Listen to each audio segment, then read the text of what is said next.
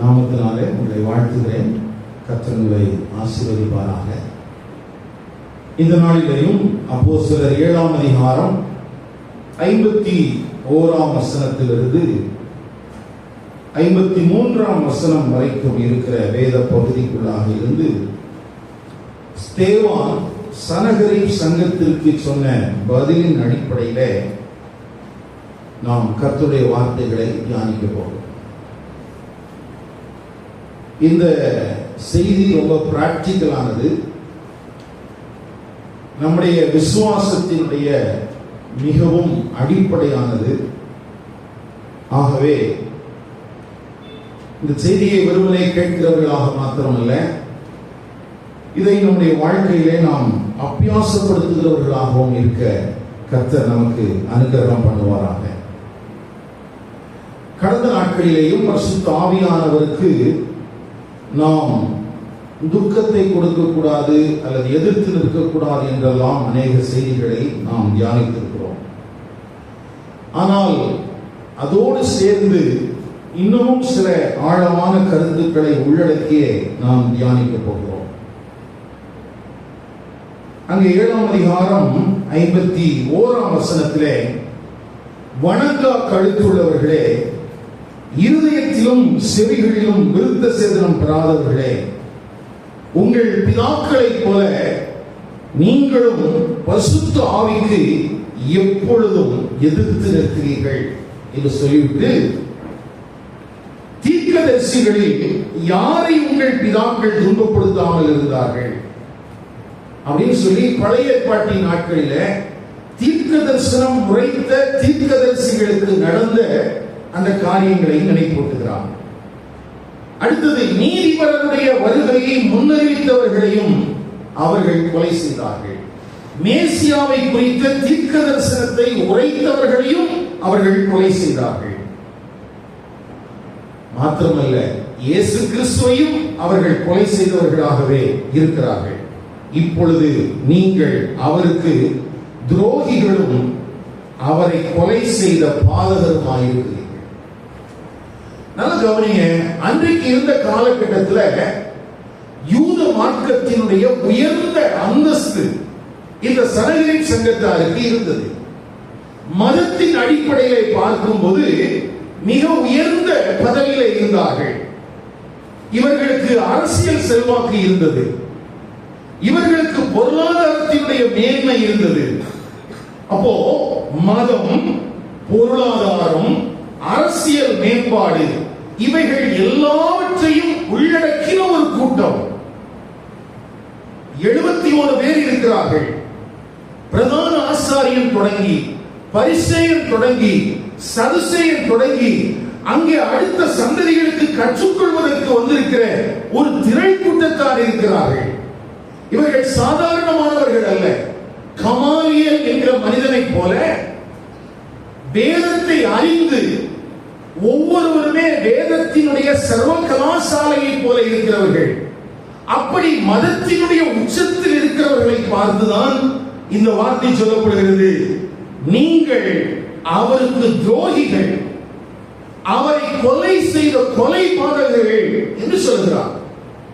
அப்போ இவ்வளவு கடுமையான வார்த்தைகளை தேவ ஞானத்தினாலே நிறைந்திருந்த, தேவ ஆவியினாலே நிறைந்திருந்த ஸ்தேவான் பேச வேண்டிய அவசியம் என்ன? இன்றைக்கு அநேகர் நினைக்கிறபடி ரொம்ப எளிமையான அன்பு கூறுகிற வார்த்தைகளை பேசியிருக்கலாமே. தேவன் எவ்வளவு அன்புள்ளவர் என்கிற காரியத்தை பேசியிருந்தால் ஒருவேளை அந்த ஜனங்கள் மறந்திருப்பார்களே என்றெல்லாம் கூட நாம் நினைப்பதற்கு வாய்ப்பு இருக்கிறது. ஆனால் இந்த வேதம் நமக்கு மிகவும் ஆழமான, அழுத்தமான, தீர்க்கமான சில உண்மைகளை நமக்கு கற்றுத்தருகிறது. பழைய ஏற்பாட்டிலிருந்து நாம் இந்த யூதர்களை குறித்து, இஸ்ரவேலர்களை குறித்து படிக்கும் போது பழைய ஏற்பாட்டு தீர்க்கதரிசிகளையும் அவர்கள் கொலை செய்தவர்கள் என்றுதான் அவர்களை குறித்து வேதாகமம் சொல்கிறது. அவர்கள் வைத்திருக்கிற வேதாகமத்தினுடைய கடைசி புஸ்தகம் 2 நாளாகமம். ஏனென்றால் இங்கே ஒரு பட்டியல் போடப்பட்டிருக்கிறது பாருங்கள். நம்முடைய கையில வச்சிருக்கிற பழைய ஏற்பாட்டில் இருக்கிற அதே புஸ்தகம் தான்.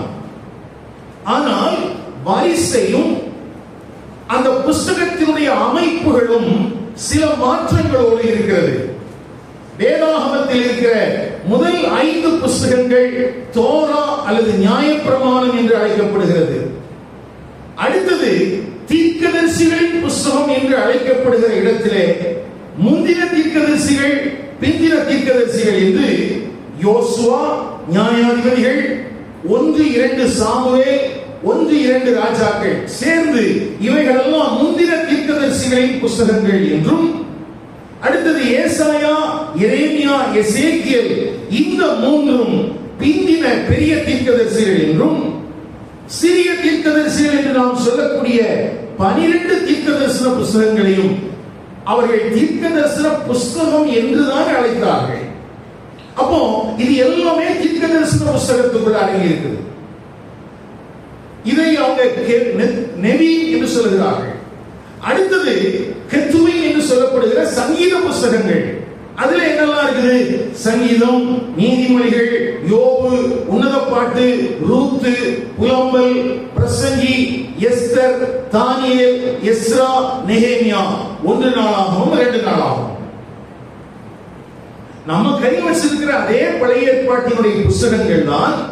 அதுல வசனத்துல கூடுதலும் இல்லை, குறைவாகவும் இல்லை. ஆனா புஸ்தகத்தினுடைய ஆர்டர் எப்படி இருக்குது? மாறி இருக்குது.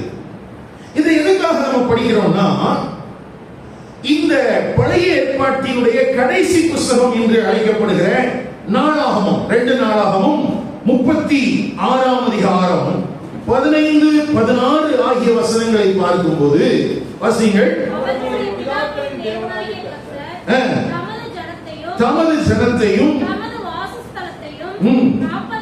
காப்பதற்கான இரக்கமுள்ளவராய் இருந்தபடியால்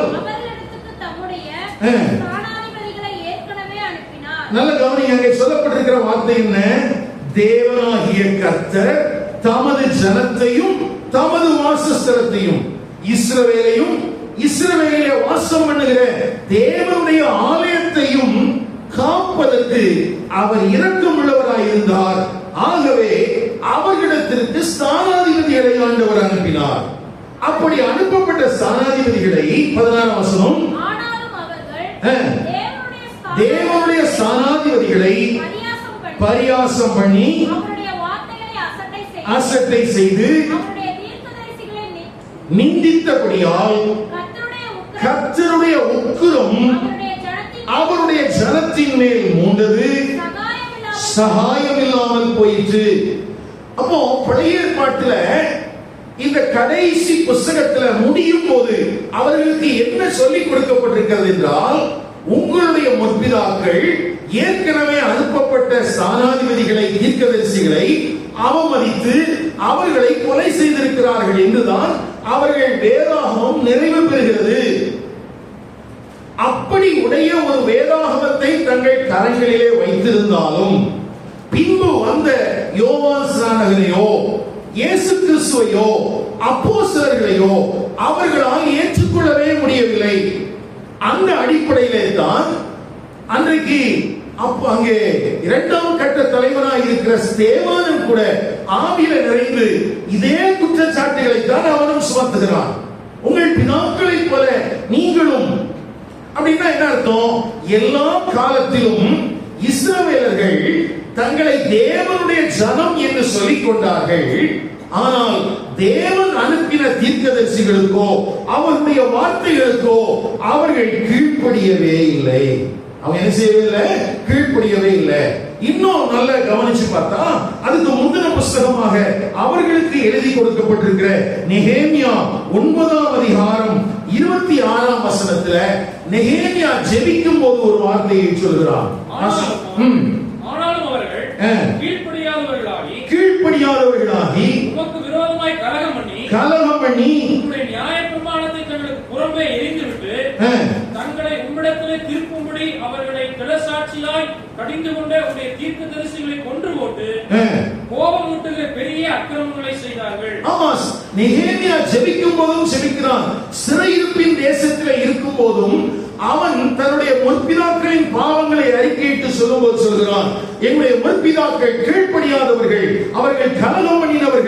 தேவனுடைய வார்த்தைகளை எரிந்து விட்டவர்கள், தீர்க்கதரிசிகளை கொலை செய்தவர்கள் என்று அவன் தன்னுடைய வாயிலாலேயே அறிக்கையிட்டு ஆண்டவரிடத்தில் மன்னிப்பு கேட்கிறான். அப்ப தொடர்ச்சியாக இந்த பாவம் அவர்களிடத்தில் காணப்படுகிறது. அது அவர்களுக்கு தெரிந்திருக்கிறது. அவருடைய வேதாகமத்தில் என்ன செஞ்சிருக்குது? எழுதி இருக்குது. ஆனா இப்படி எழுதப்பட்ட வார்த்தைகளை பெற்றிருந்த போதிலும் கூட அவர்கள் என்ன செய்தார்கள்? இயேசு கிறிஸ்துவை கொலை செய்தார்கள். அப்போஸ்தலர்கள், அப்போஸ்தலர் நடவடிக்கைகள் 2ஆம் அதிகாரம் 23ஆம் வசனம், 3ஆம் அதிகாரம் 15ஆம் வசனம், 4ஆம் அதிகாரம் 10ஆம் வசனம், 5ஆம் அதிகாரம் 28 இருந்து 30 வரைக்கும் இந்த வேத பகுதியில எல்லாம் அப்போஸ்தலர்கள் பிரசங்கிக்கும் போது சொல்றாங்க, இயேசு கிறிஸ்துவை நீங்கள் கொலை செய்தீர்கள். நீங்கள் என்ன செய்தீங்க? கொலை செய்தீர்கள். அப்போ அவர்களுடைய வேதாகமத்தினுடைய கடைசி புஸ்தகம் வரைக்கும் அவர்கள் எப்படிதான் இருந்தாங்க? கொலை செஞ்சுட்டே இருந்தாங்க. அதுக்கு பிறகு அந்த 400 வருட இருட காலத்தை தொடங்கி இயேசு கிறிஸ்து இரட்சகராக இந்த உலகத்துக்கு வந்த பின்பும் அவர்கள் எப்படிதான் இருக்கிறாங்க? கொலை செய்தவங்களா தான் இருக்கிறாங்க. அவனுடைய ஆட்டிடியூட்ல என்ன வரல? மாற்றம் வரவே இல்லை. அப்போ இதை குறிச்சு ஸ்தேவான் மட்டும் இல்ல, இயேசு கிறிஸ்துவும் சொல்லி இருக்கிறார். இயேசு கிறிஸ்து என்ன சொன்னார்? மத்தேயு எழுதின சுவிசேஷம் 23ஆம் அதிகாரம், மத்தேயு 23ஆம் அதிகாரம் 29 இருந்து 39 வரைக்கும் இருக்குது. ஆனா நீ எல்லாம் வாசிக்க வேண்டாம், ஒரு சில வசனங்களை மட்டும் வாசிக்கலாம். 30ஆம் வசனம் வாசிங்க. எங்கள் பிதாக்களின் நாட்களில் இருந்தோமானால் அவர்களோடு நாங்கள் தீர்க்கதரிசிகளின் இரத்தப்பழிக்கு உடன்பட்டிருக்க மாட்டோம் என்கிறீர்கள். இப்போ இவங்களை குறிச்சு ஆண்டவர் ஒரு சர்டிபிகேட் பண்றாரு. என்ன பண்றாருன்னா, இவங்க சொல்றாங்களா, நாங்க ஒருவேளை அந்த காலத்துல இருந்திருப்போம்னா நாங்க தீர்க்கதரிசிகளை என்ன பண்ணிருக்க மாட்டோம்? கொலை பண்ணிருக்க மாட்டோம் அப்படின்னு சொல்றாங்க. ஆனா அவங்களுடைய வாழ்க்கை எப்படி இருக்குது? 35ஆம் வசனத்துல, தேவாலயத்துக்கும் பலிபீடத்துக்கும் நடுவே நீங்கள் கொலை செய்த பரகியாவின் குமாரனாகிய சகரியாவின் ரத்தம் வரைக்கும் பூமி மேல் சிந்தப்பட்ட நீதிமான்களின் ரத்த பலியெல்லாம் உங்கள் மேல் வரும்படியாக இப்படி செய்வீர்கள். நல்லா கவனிங்க. இப்ப இயேசு சொல்லும்போது என்ன சொல்றாருன்னா, ரெண்டு பேரை குறிப்பிட்டு சொல்கிறார். ஒன்று, அந்த புஸ்தகத்தினுடைய துவக்கத்தில் எழுதப்பட்டிருக்கிற மனிதனுடைய பெயர். தோராவுல, ஆதியாகமத்துல முதல்ல எழுதப்பட்டிருக்கிற பெயர் ஆவேல். ஆவேல்ல தொடங்கி அந்த அவர்கள் வைத்திருக்கிற புஸ்தகத்துல கடைசியாக எழுதப்பட்டிருக்கிற ஒரு மனிதனுடைய பெயர் என்னது? சகரியா. இந்த சகரியாவை குறிச்சு ரெண்டு விதமான கருத்துக்கள் இருக்கிறது. ஆனா முதல்ல கவனிங்க, யூதர்கள் தங்கள் கரங்களில் வைத்திருக்கிற வேதாகம புஸ்தகத்தினுடைய துவக்க புஸ்தகத்திலிருந்து தங்களுடைய கடைசி புஸ்தகம் வரைக்கும் அவர்கள் எப்படித்தான் இருந்தார்கள் என்றால், தீர்க்கதரிசிகள் எல்லாத்தையும் என்ன பண்ணிட்டு தான் இருக்காங்க. அப்ப இது ஒரு திடீரென்று அவர்களுக்கு நடந்துவிட்ட ஒரு நிகழ்வு அல்ல, அல்லது எதேச்சையாக நடந்த நிகழ்வு அல்ல. எல்லா காலங்களிலேயும் இவருடைய செயல்பாடுகள் எப்படிதான் இருக்குது? இப்படிதான் இருக்குது. இப்போ இந்த சகரியா யாரு அப்படின்னு சொல்லும்போது இரண்டு விதமான கருத்துக்கள் இருக்கிறது. ஒன்று, 2 நாளாகமம் 24ஆம் அதிகாரம் 21ஆம் வசனத்திலே அங்கே ஒரு சகரியாவை குறித்து எழுதப்பட்டிருக்கிறது. அதனால் அவர்கள் அவனுக்கு விரோதமாய் கட்டுப்பாடு பண்ணி கர்த்தருடைய ஆலய பிரகாரத்தில் ராஜாவினுடைய கற்பனையின்படி அவனை கல்லெறிந்து கொன்றார்கள். அங்கே எப்தாவின் குமாரனாகிய சகரியா என்று எழுதப்பட்டிருக்கிறது. அப்படிதானே? அப்படியே அவனுடைய தகப்பனாகிய யோய்தா தனக்கு செய்த தயையை ராஜாவாகிய சரி, யோய்தாவின் குமாரனாகிய சகரியா. இப்போ அங்கேயும் ஒரு சகரியா இருக்குது. ஆனா இங்க இயேசு சொல்லும்போது என்ன சொல்றாருன்னா, பரகியாவின் குமாரனாகிய சகரியா. இப்ப இயேசு சொன்ன சகரியா யாருன்னு பார்த்தா, யாரு? தீர்க்கதரிசியாகிய சகரியா. ஆகாய், சகரியான 2 தீர்க்கதரிசிகள் இருந்தாங்க இல்லையா? அந்த சகரியா தீர்க்கதரிசன புஸ்தகம் 1ஆம் அதிகாரம் 1ஆம் வசனம் வாசிங்க. அவன் தான் பெரகியாவின் குமாரனாகிய சகரியா. தரியு ஆண்ட 2ஆம் வருஷம் 8ஆம் மாதத்திலே இத்தோவாவின் மகனாகிய பெரகியாவின் குமாரனாகிய சகரியாவுக்கு கர்த்தருடைய வார்த்தை. ஆமா. அப்போ சிறையிருப்பின் காலத்திலே தேவாலயம் கட்டப்படுவதற்கு துணை நின்ற தீர்க்கதரிசிகளையும் கூட இவர்கள் கொலை செய்தார்கள் என்றுதான் இயேசு இவர்கள் மேல் குற்றம் சாட்டுகிறார். அப்போ இவருடைய வாழ்க்கையில இந்த ரத்தம் சிந்துவது அல்லது கொலை பண்றது அப்படிங்கிறது தொடர்ந்து நடந்து கொண்டே இருக்கிற காரியம். எப்படி நடந்துட்டே இருக்கிற காரியம்? தொடர்ந்து நடந்து. அதுக்கு காரணம் என்ன? ஆண்டவர் அவருடைய வார்த்தைகளுக்கு கீழ்ப்படிய சொல்லுவார். அதுக்காக அவருடைய ஸ்தானாதிபதிகளை தீர்க்கதரிசிகளை அனுப்புவார். இவங்க என்ன பண்ணுவாங்க? அந்த தீர்க்கதரிசிகள் சொல்லுகிற வார்த்தைக்கு கீழ்ப்படியாமல் பரிசுத்த ஆவியானவருக்கு எதிர்த்து நின்று இவர்கள் தங்களை ஒரு மதவாதிகளாக காண்பித்துக் கொண்டு அவங்களை என்ன செஞ்சிருவாங்க? கொண்டு போட்டுருவாங்க. அப்ப இயேசுவை மட்டும் கொலை செய்யல, இவங்க கொலை செஞ்ச லிஸ்ட் பெருசு. தாவீதோடு இருந்த ஒரு மனிதனையும் கூட பலிபீடத்திலேயே கொன்று போட்டவர்கள் தான் இந்த இஸ்ரவேலர்கள். அப்படிதான். யாரு? யோவாப். அவனையும் எங்கதான் கொண்டு போட? பலிபீடத்தை பிடித்துக் கொண்டு இருக்கிறான். அங்கேயும் விடல, அவனை வெட்டி கொண்டாங்க. அப்போ இந்த இஸ்ரவேலர்களுடைய இரத்த வெறி பிடித்த ஒரு காரியம். அவர்களை பொறுத்த வரைக்கும் அவங்க நினைச்சிட்டு இருந்தாங்க, நாங்க ஆண்டவருக்காக வைராக்கியம் பாராட்டுகிறோம் அப்படின்னு சொல்லி. ஆனா அவங்களுக்கு தெரியல, ஆண்டவருக்காக வைராக்கியம் பாராட்டுகிறோங்கிற பேரிலேயே ஆண்டவருக்கு துரோகிகளாக மாறிக்கொண்டிருக்கிறார்கள். எப்படி மாறிட்டு இருக்கிறாங்க? துரோகிகளாக மாறிட்டு இருக்காங்க. அப்போ இதுல நம்ம கற்றுக்கொள்ள வேண்டிய ஒரு காரியம் என்னன்னா, தேவனுடைய சபைக்குள்ள கிறிஸ்தவம் என்கிற பெயரில இருந்து கொண்டும் நாம் தேவனுக்கு துரோகிகளாக மாற முடியும். எப்படி? ஏதாவது ஒரு டெனாமினேஷனா? இல்லங்க, எல்லா டெனாமினேஷனையும் உள்ளடக்கின ஒரு போலி சபை, போலி கிறிஸ்தவம் இன்றைக்கும் திருச்சபைக்குள்ள இருக்கிறது, தேசங்களிலே இருக்கிறது. அதனுடைய வேலை என்ன? நாங்கள் கர்த்தருக்கு வைராக்கியம் பாராட்டுகிறோம் என்கிற பேரிலே தேவனுடைய வார்த்தைக்கு கீழ்ப்படியாமல் தேவனுடைய வார்த்தையை பேசுகிற விசுவாசிக்கிற யாரையும் இவர்கள் கொண்டு போடுவார்கள். இவங்களை ஒரு டெனாமினேஷனுக்குள்ள அடைக்க முடியாது. அது ஒரு காலத்துல அப்படி இருந்துச்சு. இந்த ஒரு கூட்டத்தார் அப்படித்தான் இருப்பாங்க அப்படின்னு. ஆனா இன்னைக்கு அப்படி இல்லை. இன்னைக்கு இருக்கிற சூழல்ல எல்லா டெனாமினேஷன்லயும் இருக்குது. என்ன இருக்குது? பரிசுத்த ஆவிக்கு எதிர்த்து நின்று பரிசுத்த ஆவிக்கு விரோதமாக செயல்படுகிற ஒரு கொலைகார கூட்டம் கிறிஸ்தவ மதத்தை பிடித்திருக்கிறது. அப்ப என்ன? இஸ்ரவேலர்களை குறித்து ஸ்தேவான் எச்சரித்து சொன்ன வார்த்தைகளை சபை சரியாக புரிந்து கொள்ளவில்லை. சபை என்ன செய்யல? சரியா புரிந்து கொள்ளல. இந்த கொலை பாதகர் என்று அங்கே ஸ்தேவான் பயன்படுத்தி இருக்கிற வார்த்தை வேதாகமத்துல 7 இடத்துல தான் பயன்படுத்தி இருக்குது. எத்தனை முறை தான் பயன்படுத்தி இருக்குது? 7 முறை.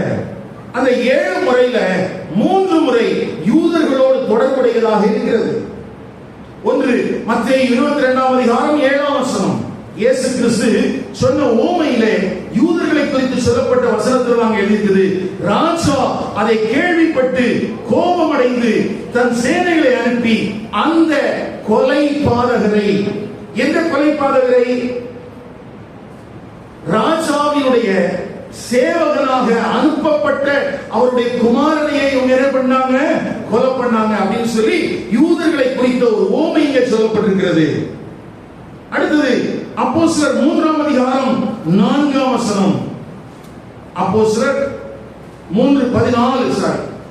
பரிசுத்தமும் நீதியும் உள்ளவரே, நீங்கள் மறுதலித்து கொலை பாதகனை உங்களுக்காக விடுதலை பண்ண வேண்டும், கொலை பாதகனை உங்களுக்காக விடுதலை பண்ண வேண்டும் என்று கேட்டீர்கள். அடுத்தது 7ஆம் அதிகாரம் 52ஆம் வசனம். இப்பொழுது நாம் தியானித்துக் கொண்டிருக்கிற அந்த வேத பகுதி. யாரை உங்கள் பிதாக்கள் துன்பப்படுத்தாமல் இருந்தார்கள், நீதிபதிகளுடைய வருகையை முன்னறிவித்தவர்களையும் அவர்கள் கொலை செய்தார்கள். சரி, இந்த கொலை பாதகர் என்கிற வார்த்தை நேரடியாகவோ மறைமுகமாகவோ இந்த இஸ்ரவேல் ஜனங்களோடு தொடர்புடையதாகவே இருக்கிறது. அப்படி சொல்லிட்டு வெளிப்படுத்தல் 21ஆம் அதிகாரம் 8ஆம் வசனத்திலேயும் 22ஆம் அதிகாரம் 15ஆம் வசனத்திலேயும் இதே பதம் பயன்படுத்தப்பட்டிருக்கிறது. நானே வாசிக்கிறேன். பயப்படுகிறவர்களும் அவிசுவாசிகளும் அருவருப்பானவர்களும் கொலை பாதகரும் எங்க போவாங்களா? 2ஆம் மரணமாகிய அக்கினியும் கந்தகமும் எரிகிற கடலிலே பங்கடைவார்கள். 22ஆம் அதிகாரம் 15ஆம் வசனம், நாய்களும் சூனியக்காரரும் விபச்சாரக்காரரும் கொலைபாதகரும் விக்கிரக ஆராதனைக்காரரும் பொய்யை விரும்பி அதின்படி செய்கிற யாவரும் புறம்பே இருப்பார்கள். அப்போ இந்த கொலைபாதகர் என்கிற வார்த்தை அங்க பழைய ஏற்பாட்டோடு தொடர்புடைய சம்பவங்களிலே பயன்படுத்தப்பட்டிருக்கிறது. அது புதிய ஏற்பாட்டில் முடிவடையும் போது அவர்கள் ஒரு ஆக்கினை தீர்ப்பு அடைகிற கூட்டத்திலே இருக்கிறார்கள். எங்க இருக்கிறாங்க? ஆக்கினை தீர்ப்பு அடைகிற கூட்டத்தில் இருக்கிறாங்க. நித்திய ஜீவனை பெறாத இடத்திலே இருக்கிறாங்க. ஆனால் இவர்கள் யார்? தேவனை அறியாதவர்களா? இல்லை, தேவனை தெரியும். தேவனுடைய பிரமாணங்களை பெறாதவர்களா? இல்லை, தேவனுடைய பிரமாணங்கள் இவர்களுக்கு தெரியும். இவர்கள் தங்களை ஆபிரகாமின் சந்ததியார் என்று சொல்லிக் கொள்கிறார்கள். இவர்கள் தங்களை ஒரு தேவனால் தெரிந்து கொள்ளப்பட்ட ஒரு விசேஷித்த கூட்டம் என்று சொல்லிக் கொள்கிறார்கள். ஆனாலும் இவர்களுடைய வாழ்க்கையில தேவனுடைய வார்த்தைக்கு கீழ்ப்படியாத ஒரு மத அமைப்பை சார்ந்தவர்கள். யாரா இருக்கிறாங்க? இவங்க ஒரு மத அமைப்பை சார்ந்தவர்களாக இருக்கிறாங்க. இங்க தலைப்புல இப்படி போடப்பட்டிருக்குது, ஆணவ கொலை வெறி. அப்படின்னா என்ன? தமிழ்ல அதுக்கு டெபினிஷன் என்ன சொல்றாங்கன்னா, தான் சார்ந்த ஜாதி, குலம், மதம் ஆகியவைகள் தான் மேன்மை என்று நினைக்கிற ஒரு மனிதன் அதற்கு செய்யக்கூடிய காரியம் தான் என்ன? ஆணவ கொலை. அப்போ ஆணவ கொலை அப்படின்னு சொல்லிட்டு இன்னைக்கு நம்ம நியூஸ் பேப்பர்ல படிக்கிற காரியங்கள் எந்த அடிப்படையிலானவை? நான் சார்ந்த சாதி, நான் சார்ந்த குலம், நான் சார்ந்த மதம். வேதம் எதை சொல்கிறது என்றால் நான் சார்ந்த மதம் என்று சொல்கிறவனை சொல்கிறது. அப்ப இந்த இஸ்ரவேலர்களுக்குள்ளேயும் என்ன வெறி இருந்துச்சு? ஆணவ கொலை வெறி இருந்துச்சு. இவங்களுக்கு மனித நேயம் தெரியாது, இவர்களுக்கு அன்பு தெரியாது, இவர்களுக்கு பாசம் தெரியாது, இவர்களுக்கு உறவு முறைகள் தெரியாது. இவர்களுக்கு தெரிந்ததெல்லாம் வெறி. அது மதத்தின் அடிப்படையிலான வெறி. அப்போ இந்த இஸ்ரவேலருடைய வாழ்க்கையில தொடர்ந்து இப்படிப்பட்ட காரியங்கள் இருக்கிறது. இதை எல்லா காலங்களிலேயும் ஆண்டவர் தம்முடைய வார்த்தையின் மூலமாக அவர்களுக்கு எச்சரிக்கிறார். நாளாகம புத்தகத்தில் வாசிச்சோம். அடுத்தது நெகேமியா புத்தகத்தில் நெகேமியாவை அறிக்கையிட்டு ஜெபிக்கிற பகுதியில் வாசிச்சோம். பின்னாட்களில் இயேசு கிறிஸ்து சொல்கிறார். அதுக்கு பிறகு அப்போஸ்தலர்கள் ஒவ்வொரு முறை பிரசங்கிக்கும் போதும் சொல்கிறார்கள். இப்பொழுது ஸ்தேவானும் சொல்கிறான், நீங்கள் யாராயிருக்கிறீர்கள்? கொலைபாதகராக இருக்கிறீர்கள். இந்த கொலை பிடிக்கிற அளவுக்கு, கொலை செய்கிற அளவுக்கு இவங்களுக்கு இந்த துணிகரம் வர்றதுக்கு காரணம் என்ன? கொலை பண்றாங்க இல்லையா, அதுக்கு காரணம் என்ன? ஏதாவது ஒரு மோட்டிவ் இருக்கணும் இல்லையா? என்ன மோட்டிவ்?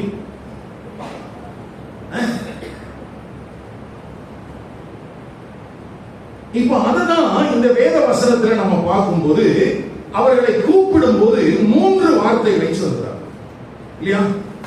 அந்த கொலை பாதகரை குறித்து சொல்லும் போது எத்தனை வார்த்தை சொல்லியிருக்குது? 3 வார்த்தை. என்னெல்லாம்? வணங்கா கழுத்துள்ளவர்கள். அடுத்தது செவிகளில், இருதயத்திலும் செவிகளிலும் விருத்த சேதனம் பெறாதவர்கள். அடுத்தது பரிசுத்த ஆவிக்கு எதிர்த்து நிற்கிறவர்கள். நல்ல கவனிங்க, யார் கொலை பாதகராக மாறுகிறார்கள்? ஒரு மதத்தின் மேலே தீவிரமான பற்று இருந்தும் கூட கடவுளே இல்லைன்னு சொல்லாதவன் இல்லை, கடவுள் இருக்கிறார் நம்பினவன், கடவுள் தன்னை ஒரு விசேஷித்தவனாக மாற்றி வைத்திருக்கிறார் என்று நம்புகிறவனும் கொலை வெறி பிடித்திருக்கிறதுக்கு காரணம் என்ன அப்படின்னு கேட்டா, முதல்ல அவங்களை குறித்து சொல்லப்பட்டிருக்கிற வார்த்தை என்னது? வணங்கா கழுத்துள்ளவர்கள். வணங்கா கழுத்துள்ளவர்கள் அப்படிங்கிற வார்த்தையை யாத்திராகமம் 32ஆம் அதிகாரத்திலிருந்து இஸ்ரவேல் ஜனங்களை குறித்து வைக்கப்பட்டிருக்கிறது. எங்க ஆரம்பிக்குது? யாத்திராகமத்தில் இருக்குது, உபாகமத்தில் இருக்குது, 2 நாளாகமத்தில் இருக்குது, நெகேமியாவில் இருக்குது, சங்கீதத்தில் இருக்குது, ஏசாயாவில் இருக்குது, எரேமியாவில் இருக்குது, சகரியாவில் இருக்குது, எசேக்கியேல் தீர்க்கதரிசன புத்தகத்தில் இருக்குது.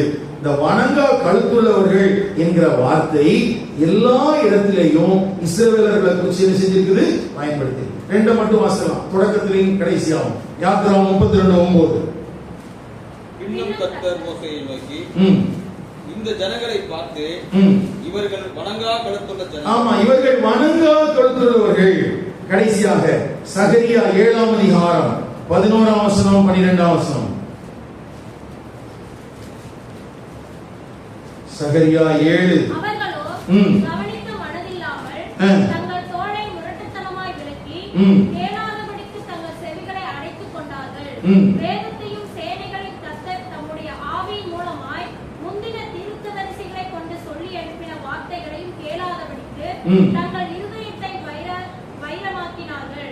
ஆகையால் மகா கடுங்கோபம் சேனைகளின் கர்த்தரிடத்திலிருந்து உண்டாயிற்று. அப்ப ஏன் இவங்களுக்குள்ள இந்த, அதாவது இந்த ஸ்டிஃப்னஸ் அப்படின்னு சொல்லும்போது அதுக்கான காரணம் என்னன்னா, வேதத்தை இவர்கள் எப்படி புரிந்து கொண்டிருக்கிறார்களோ அப்படியே தான் மற்றவங்களும் பேசணும்னு எதிர்பார்க்கிறது. முதலாவது காரணம் என்ன?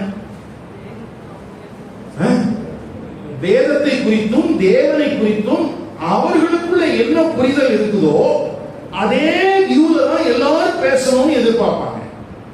அதுல டிஃபர் ஆச்சுன்னு சொன்னா இவங்களால ஏத்துக்க முடியாது. நல்ல கவனிங்க, இது கொலை பாதகர்னு இங்க ஜெயில இருக்கிறவங்களை பார்த்து பேசல, கையில பைபிளை வச்சிட்டு இருக்கிறவங்களை பார்த்து தான் பேசல. இப்போ பைபிளை குறிச்சு நமக்குள்ள என்ன இருக்கும்? ஒரு வியூ இருக்கு. இப்போ அந்த வியூக்கு மாற யாராவது சொன்னாங்கன்னா நமக்கு என்ன தோணும் உடனே? ஏன்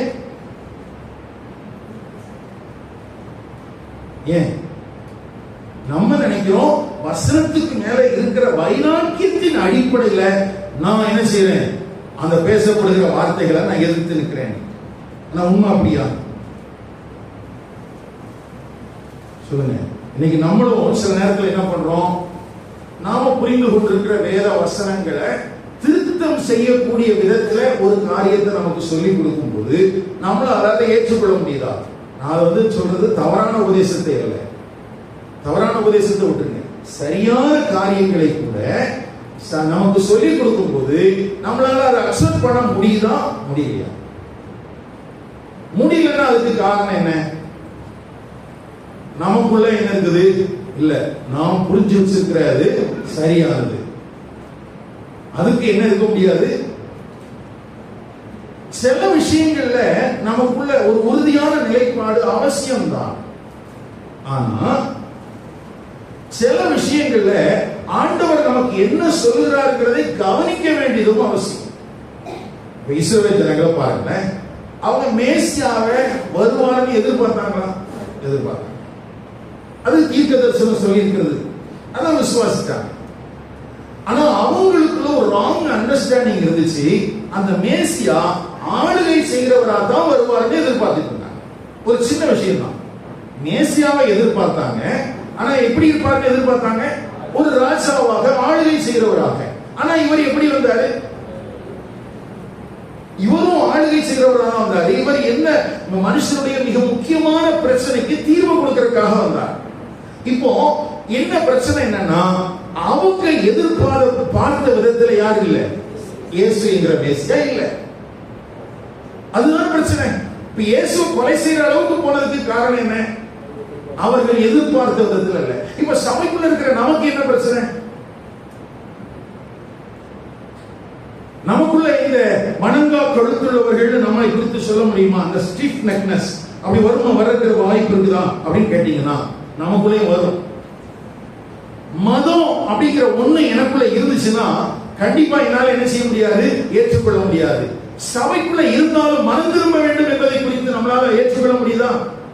சபைக்குள்ள இருந்தாலும் நான் ஞானஸ்நானம் எடுக்கணும் என்பதை என்னால் ஏற்றுக்கொள்ள முடியுதா? நான் பரிசுத்த ஆவியினால நிரப்பப்பட்டு நடத்தப்பட வேண்டும் என்பதை குறித்து நாம் ஏற்றுக்கொள்கிறோமா? அநேக நேரத்தில் இல்ல. சபைக்குள்ள இருந்தாலும் நான் வேத வசனத்துக்கு கீழ்ப்படியணும் அப்படிங்கறத குறித்து நம்ம விசுவாசிக்கிறோமா? இல்ல. ஏன்னா எனக்குள்ள ஒரு எண்ணம் இருக்குது. நான் ஒரு சபைக்குள்ள போயிட்டேன், அங்க மெம்பர்ஷிப் ஆயிட்டேன், அங்க நான் கொடுக்கிற தெளிப்பு ஞானஸ்நானமும் உங்களுக்கு ஞானஸ்நானமும் நான் எடுத்துட்டேன், கர்த்தருடைய பந்தியில பங்கு பெறுகிறேன். இனி நான் நேரம் எங்க போயிருவேன்? நித்திய ஜீவனை சுதந்திரித்துக் கொள்வேன். இதுக்கு நடுவுல நான் கர்த்தருடைய வார்த்தைக்கு கீழ்ப்படிய வேண்டும் என்பதை குறித்தோ, பரிசுத்தமாய் வாழ வேண்டும் என்பதை குறித்தோ, தேவனுடைய சித்தத்தை நான் நிறைவேற்ற வேண்டும் என்பதை குறித்தோ நான் கவனமாக இல்லை. இப்ப இதை யாராவது சொன்னா இதுல எனக்கு மாற்று கருத்து இருக்குது, ஏன் மாற்றுகிறதுக்கு காரணம் என்ன? தேவன் மாறாதவர், தேவனுடைய வார்த்தை மாறாதது. அப்ப யார் மாறிட்டா?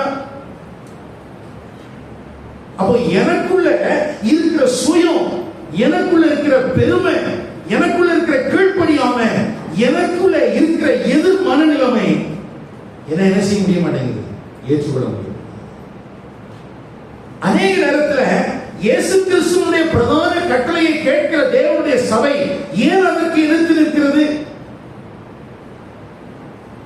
தெரியாமலா, புரியாமலா? இல்ல, நாம் போட்டு வச்சிருக்கிற பிளான்ல அதை அடி வாங்கினோம். ஐயா, சபை இன்றைக்கு இயேசு கிறிஸ்துவினுடைய பிரதான கட்டளைக்கு கீழ்ப்படியாமல் இருப்பதற்கு காரணம் என்ன? யாராவது ஒரு மிஷனரி கண்ணீரோடு தன்னுடைய பாடுகளை குறித்து சொன்னா, கண்ணீர் வடிக்கிற உனக்கு நீயும் புறப்பட்டு போக வேண்டும் என்பதை சொன்னபோது உன்னால என்ன செய்ய முடியல, ஏற்றுக்கொள்ள முடியல. அப்படின்னா என்ன அர்த்தம்னா, உன்னுடைய கொள்கையின்படி யாராவது கஷ்டப்பட்டா பிரச்சனை இல்லை, ஆனா நீ கஷ்டப்படக்கூடாது. இதுக்கு பேர் மதம் இல்லாம வேற என்னங்க? யாராவது கஷ்டப்பட்டா பரவாயில்ல, நான் என்ன பண்ண மாட்டேன். ஏன்? நீ வணங்குற அதே தெய்வத்தை தானே அவனும் வணங்குறான். உனக்கு ரட்சகராக இருக்கிறவர் தானே அவனுக்கும் ரட்சகர். இப்படி பேசுறாங்களா இல்லையா? அவங்கள கஷ்டப்படுறதுக்கு ஆண்டவர் அழைச்சிருக்கிறாரு, என்ன ஏசில உட்கார அழைச்சிருக்கிறாரு. இது எந்த மதம் சொன்னது? காரணம் என்னன்னா, உனக்கு கீழ்ப்படிகிறதுக்கு மனசு இல்ல, உனக்குள்ள இருக்கிற அந்த சுயம் உடைக்கப்படுவதற்கு உனக்கு விருப்பம் இல்லை. அப்போ உனக்குள்ளேயும் ஏதோ ஒரு விதத்துல ஒரு கொலை வெறி இருக்கிறது. உனக்குள்ள என்ன இருக்குது? கொலை வெறி இருக்குது. அதனாலதான் உன்னால இணங்க முடியல. ஆனா நம்ம சொல்றோம் இஸ்ரவேலர்கள் இணங்கலன்னு சொல்லி. இல்ல, தேவ சபைக்குள்ளேயும் இது இருக்கிறது. ஏன்னா கர்த்தருடைய வார்த்தைக்கு ஒரு மனுஷனால கீழ்ப்படிய முடியலன்னா அதுக்கு பேர் என்னதுதான்? சரி, இப்ப அடுத்தாப்புல அவர் சொல்ற ஒரு வார்த்தை என்ன? இருதயத்திலும் சேவைகளிலும் விருத்த சேதமா. இதுவும் திடீர்னு புதுசா சொல்ற வார்த்தையா? சேவன் சொல்லிட்டானா? இல்ல, லேவியராகமத்தில் இருக்குது, உபாகமத்தில் இருக்குது, எரேமியாவில் இருக்குது, எசேக்கியேல் இருக்குது, ரோமர்ல இருக்குது, பிலிப்பியர்ல இருக்குது, கொலோசியர்ல இருக்குது. எல்லா இடத்திலும் திரும்ப திரும்ப இந்த வார்த்தை சொல்லப்பட்டிருக்குது.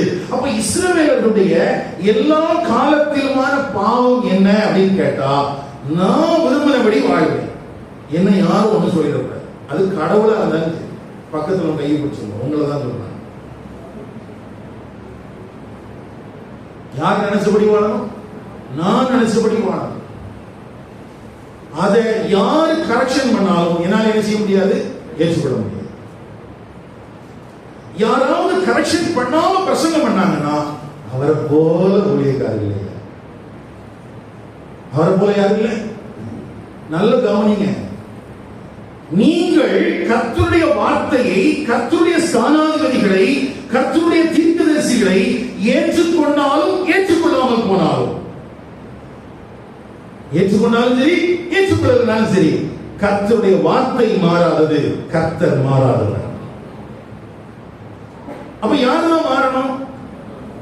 அப்போ எனக்குள்ள மாற முடியாம இருக்கிற ஏதோ ஒண்ணு. அப்போ இந்த மூணுமே ஒரே காரியத்தை தான் பேசுது. வணங்கா கழுத்து, இருதயத்திலும் செவியிலும் விருத்த சேதனம் இல்லாத தன்மை, பரிசுத்த ஆவிக்கு எதிர்த்து நிற்கிறது. இந்த மூணுமே எதை தான் பேசுது? தேவனுடைய வார்த்தைக்கு எதிர்த்து நிற்கிற, கீழ்ப்படியாமல் இருக்கிற அந்த மனப்பாங்கை குறித்து தான் பேசுகிறது. எனக்கு அருமையான கர்த்தருடைய பிள்ளைகளே, இப்ப இயேசு கிறிஸ்து சொன்னார் இல்லையா, ஆவேலிருந்து சகரியா வரைக்கும் நீங்க எப்படிதான் இருக்கீங்க, இப்படிதான் இருக்கீங்க. இப்போ சபை கவனிக்க வேண்டிய இன்னொரு காரியம் இருக்கிறது. எப்பொழுதெல்லாம் நீங்கள் மத்தேயு 23:35 வாசிக்கிறீர்களோ அப்பொழுதெல்லாம் நீங்கள் வாசிக்க வேண்டிய வேறு 2 வசனமும் இருக்கிறது. என்னது? வெளிப்படுத்தல் 17ஆம் அதிகாரம் 6ஆம் வசனம். அந்த ஸ்திரீ பரிசுத்தவான்களின் இரத்தத்தினாலும், பரிசுத்தவான்களின் இரத்தத்தினாலும், இயேசுவினுடைய சாட்சிகளின் இரத்தத்தினாலும், இயேசுவினுடைய சாட்சியின் இரத்தத்தினாலும் வெறிகொண்டிருக்கிறதை கண்டேன். வெறிகொண்டிருக்கிறதை கண்டேன். அவளை கண்டு நான் மிகவும் ஆச்சரியப்பட்டேன். இங்கே இந்த புத்தகத்தை எழுதின ஆக்கியோன் ஒரு காட்சியை பார்க்கிறான். அந்த காட்சியில என்ன இருக்குதுன்னா, அது ஒரு ரகசியம்னு சொல்றான். அந்த ரகசியம் என்னவா? ஒரு மகா பாபிலோன், அது வேசிகளுக்கும் பூமியில் உள்ள அருவருப்புகளுக்கும் தாய் என்கிற நாமத்தை உடையதா இருக்கிறது. அந்த ஸ்திரீ யாரா இருக்கிறா? பரிசுத்தவானுடைய இரத்தத்தினாலும் இயேசுவுடைய சாட்சிகளின் இரத்தத்தினாலும் வெறி கொண்டிருக்கிறார்.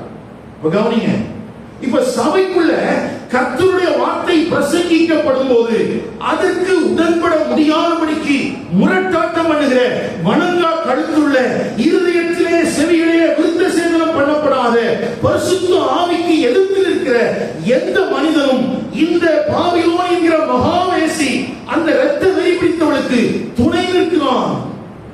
யாருக்கு துணை நிற்கிறான்? ஐயா, நீ பரிசுத்த ஆவிக்கு எதிர்த்து நிற்கிறாய் என்னும் போது நீ யார் பட்சமாய் நிற்கிறாய் என்பதையும் மனதிலே கொள். யார் பட்சமா நிற்கிற? இரத்த வெறி பிடித்த ஒரு மகா வேசிக்கு நீ பக்கத்துல நின்றுட்டு தான் பரிசுத்த ஆவியானவரை எதிர்க்கிற. அப்போ சபை இன்றைக்கு தேவனுடைய வார்த்தைக்கு கீழ்ப்படியாமல் இருப்பதற்கு காரணம் என்ன? இது யார் பட்சமாய் நிற்கிறது? நான் சொன்னேன் இல்லையா, இது டெனாமினேஷன்லாம் சொல்ல முடியாதுங்க. டெனாமினேஷன்லாம் நடக்க முடியாது. அது நம்ம ஏமாற்றிக் கொள்கிற வஞ்சகம். இது எல்லாம் நிறைந்திருக்கிறது, எங்கும் நிறைந்திருக்கிறது. இந்த வார்த்தையை கேட்கிற இங்கேயும் இருக்கிறார்கள். அவர்கள் பரிசுத்த ஆவியானவரால் தூக்கி சுமக்கப்படுகிறார்கள். அவர் சொல்றாரு, நான் உன் பிதா, நீ என் குமாரன். ஆனா அவன் சொல்றான், இல்ல, நான் இரத்த வெறி பிடித்த அந்த வேசி பட்சமாய் நிற்கிறேன் என்று. அதனால உன்னால கீழ்ப்படிய முடியறதில்லை, அதனால உன்னுடைய பெருமையை விட முடியல, அதனால உன்னுடைய கழுத்து தேவனுடைய வார்த்தையை புரிந்து கொள்வதற்கு ஏற்றாற்போல திரும்புகிறதில்லை. ஏன் ஆபேல் மரித்தான்? ஏன் சகரியா கொல்லப்பட்டான்? ஏன் இயேசு கிறிஸ்து கொல்லப்பட்டார்? ஏன் ஸ்தேவானை கொல்வதற்கு ஒரு கூட்டம் துடித்துக் கொண்டிருக்கிறது? ஸ்தேவான் மாத்திரமல்ல, பின்பு வந்த அப்போஸ்தலர்கள் எல்லாரும் ஏன் கொல்லப்பட்டார்கள்? சொத்து தகராறுல வெட்டி கொண்டுட்டாங்களா? என்னையா பிரச்சனை? அதனாலதான் இயேசு சொன்னார், பரிசுத்த ஆவியினாலே நீங்கள் நிரப்பப்படும் போது நீங்கள் பலன் அடைந்து எருசலேம், யூதேயா, சமாரியா, பூமியுடைய கடையாந்திரங்கள் வரைக்கும் நீங்கள் சாட்சிகளாக இருப்பீர்கள், மாற்றங்களாக இருப்பீர்கள். ஏனென்றால் நீ இந்த சுவிசேஷத்தை சுமந்து செல்லும் போது இரத்த வெறி பிடித்திருக்கிற மிருகத்தோடு நீ எதிர்த்து இருக்க வேண்டும். தேவ சபை அறிந்திருக்கிறதா? ஐயா, இன்றைக்கு நான் பரிசுத்த ஆவியானுடைய பட்சமாய் நிற்க வேண்டும் என்றால் நான் எதிர்கொள்ளுகிற என்னுடைய சத்துரு இரத்த வெறி பிடித்திருக்கிற ஒரு மகாவேசி. தேவ சபைக்குள்ளே இருக்கிற நீங்கள் கர்த்தருடைய வார்த்தைக்கு கீழ்ப்படிய வேண்டுமானால் நீங்கள் எதிர்கொள்ளுகிற அந்த சத்துரு இரத்த வெறி பிடித்தவள். அந்த இரத்த வெறி பிடித்தவள் உன்னை அழிப்பதற்கு எத்தனிக்கிறாள். வேதம் என்ன கற்றுக் கொடுக்குதுன்னா, அந்த இரத்த வெறி பிடித்தவளுடைய வார்த்தைக்கு கீழ்ப்படியாமல் பரிசுத்த ஆவியானுடைய வார்த்தைக்கு நீ கீழ்ப்படிந்து கொல்லப்பட்டாலும் பரவாயில்ல, எதுக்கு உட்பட்டுறாத? அந்த இரத்த வெறி பிடிச்சவளுடைய வார்த்தைக்கு உட்பட்டுறாத. எப்படியா இருந்தாலும் என் ரத்தம் சிந்தப்படும். ஒண்ணு, பரிசுத்த ஆவியானவருக்கு சாட்சியாக இருந்து நான் கொல்லப்படுவேன், அல்லது நான் காம்ப்ரமைஸ் பண்ணேன்னா இரத்த வெறி பிடித்திருக்கிற மிருகம் என்னை அழித்து போட்டுவிடும். எப்படியா இருந்தாலும் நான் தப்ப முடியாது. கவனிங்க, தேவனுடைய சபை சத்தியத்திற்கு தூணும் ஆதாரமா இருக்கும் போது நிச்சயமாக இந்த இரத்த வெறி பிடித்திருக்கிற மிருகத்தை நீ எதிர்கொண்டுதான் ஆக வேண்டும். அதனால்தான் ஆண்டவர் சபைக்குள்ள இருக்கிற நம்மளை போர்ச்சவர்களாக மாற்றுவதற்கு சபைக்குள்ள வைத்திருக்கிறார். ஆனா இன்னைக்கு சில கள்ளர்கள், இந்த வேசிக்கு துணை போகிறவர்கள் சபையை பாழ்படுத்துகிறார்கள். சபைக்குள்ளே போர்ச்சவர்களாய் மாற்றப்பட வேண்டிய தேவனுடைய மனிதர்கள் இன்றைக்கு குழந்தைகளாக அந்த இரத்த வெறி பிடித்த மிருகத்துக்கு பலியாகி கொண்டிருக்கிறார்கள். தேவ ஜனமே விழித்துக்கொள். கொஞ்சமாச்சும் உணர்வு இருந்தா விழித்துக் கொள்ளுங்க. கொஞ்சமாயிரும் இந்த வேத வசனத்தினுடைய வெளிச்சம் உனக்கு காண்பிக்கப்படுமானால் விழித்துக்கொள், பரிசுத்த ஆவியானவருடைய பட்சமாய் நில்லு. எப்படியா இருந்தாலும் நீ கொல்லப்படுவ. ஒண்ணு சத்தியத்திற்காக அல்லது சத்தியம் அல்லாத ஒன்றுக்காக. ஏன் இந்த மதம், பொருளாதாரம், அரசியல் அமைப்பு, இந்த மூன்றையும் தான் சனகிரி சங்கம் உடையதாக இருந்தது.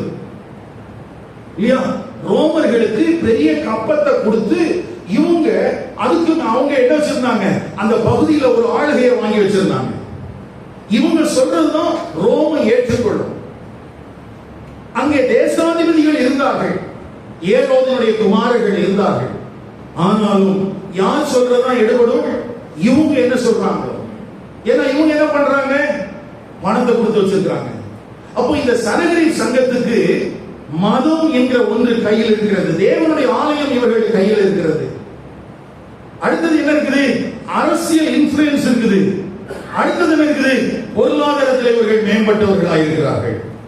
ஐயோ, அதுக்கும் இப்பொழுது செய்திக்கும் என்ன தொடர்பு?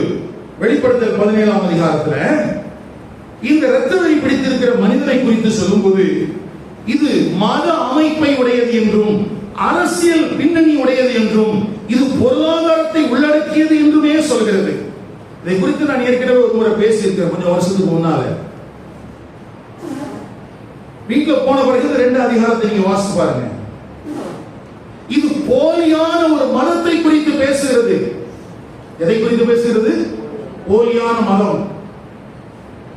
அடுத்தது ஒரு அரசியலை குறித்து பேசுகிறது. என்ன? ஏற்கனவே 7 ராஜாக்கள் இருந்தார்கள், அதில் 5 பேர் விழுந்தார்கள். ஒருவன் இருக்கிறான், மற்றவன் வரவில்லை.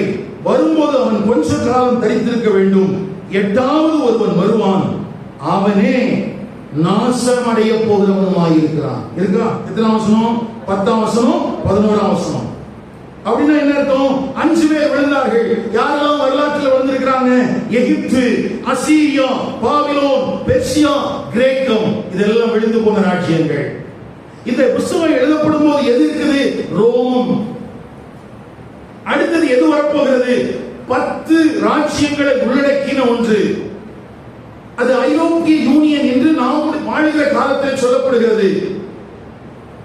அதுல நிறைய நாடுகள் அங்கம் வகித்தாலும் கூட அந்த எல்லா நாடுகளையும் உள்ளடக்கின 10 பேர் தலைமையிட தேர்வில் இருப்பார்கள் என்று சொல்லப்படுகிறது.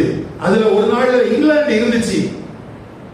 வேதத்தை அறிந்தவர்கள் ஜெபித்ததினாலும் வேதத்தை அறிந்தவர்கள் எதிர்த்ததினாலும் இங்கிலாந்து அதுல இருந்து வெளியே வந்துச்சு.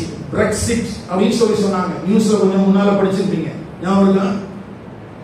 ஏன் இந்த 10 பேரில் ஒருவராக நாம் இருக்கக்கூடாது, இந்த இரத்தவெறி பிடித்து மிருகத்துக்கு நாம் துணை போகிறவர்களாக இருக்கக்கூடாது என்று இங்கிலாந்தில் இருக்கிற பரிசுத்தவான்கள் ஜெபித்தார்கள். அதனால்தான் அங்க இருக்கிற பிரதமர் மாதிரி இன்னொரு பிரதமர் வந்து அந்த ஐரோப்பிய யூனியனுடைய ஐக்கியத்திலிருந்து அந்த நாடு வெளியே வந்தது. அந்த 10 இருந்து ஒருவன் வருவானாம், அவனே மிருகமாம். அவனே என்னவா? மிருகமாம். அவர்கள் இன்னும் அதிகாரம் பெறவில்லை, அதிகாரம் பெறப்போகிறார். நல்ல கவனிங்க, பரிசுத்த ஆவியானவர் இப்படிப்பட்ட வஞ்சனையான சூழ்ச்சியான காரியங்களை தடை பண்ணி கொண்டிருக்கிறார். தெசலோனிக்கேயர் 2ஆம் அதிகாரம் 7ஆம் வசனத்தின்படி தடை செய்கிறவர் இந்த அந்தி கிறிஸ்துவினுடைய ஆட்சி இந்த பூமியிலே வராதபடிக்கு தடை பண்ணி கொண்டிருக்கிறார். சபையே கேள், உன்மேல் இந்த இரத்த வெறி பிடித்த மிருகம் ஆளுகை செய்து கொள்ளக்கூடாது என்பதற்காக நீ அறியாத பகுதிகளிலேயும் இருள் நிறைந்த பகுதிகளிலேயும் பரிசுத்த ஆவியானவர் இந்த பாவத்தை, இந்த இருளை, இந்த மிருகத்தை அவர் தடை செய்து கொண்டே இருக்கிறார். அங்கே தடை செய்து கொண்டே தான் உன்னையும் வருந்தி அழைக்கிறார். வாய் வந்து விடுகிறது.